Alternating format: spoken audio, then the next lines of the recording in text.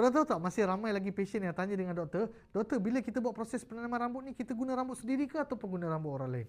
Biar doktor jawab. Bila kita buat proses penanaman rambut, kita hanya boleh guna rambut sendiri sahaja. Okay? So, bila kita ambil rambut sendiri ni, ada beberapa bahagian tertentu yang kita ambil rambut ni daripada. So, the first thing is kita akan ambil rambut daripada bahagian belakang kepala.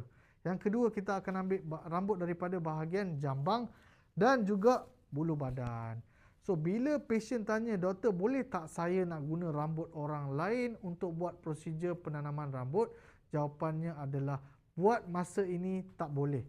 Walaupun kajian masih sedang dijalankan, bila kita buat proses penanaman rambut menggunakan rambut orang lain, rambut ni boleh di-reject oleh badan kita kerana kita ada antibody kita sendiri. Tetapi, ada juga cara lain, iaitu menggunakan rambut plastik ataupun biofiber. Yang mana seseorang pasien tu akan buat prosedur penanaman rambut dengan menggunakan rambut yang sintetik. Beza dia dengan proses penanaman rambut menggunakan rambut sendiri, kalau kita guna rambut sendiri, rambut yang ditanam tu akan tumbuh sepanjang hayat. Tapi kalau kita guna rambut sintetik ni takkan boleh tumbuh. Jadi itulah perbezaan dia.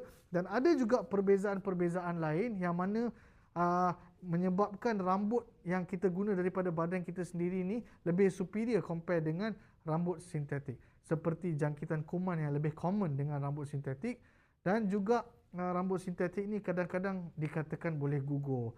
Tapi untuk mendapatkan maklumat lanjut tentang prosedur penanaman rambut dan cara-cara kita buat proses penanaman rambut, contact doktor. Bye guys.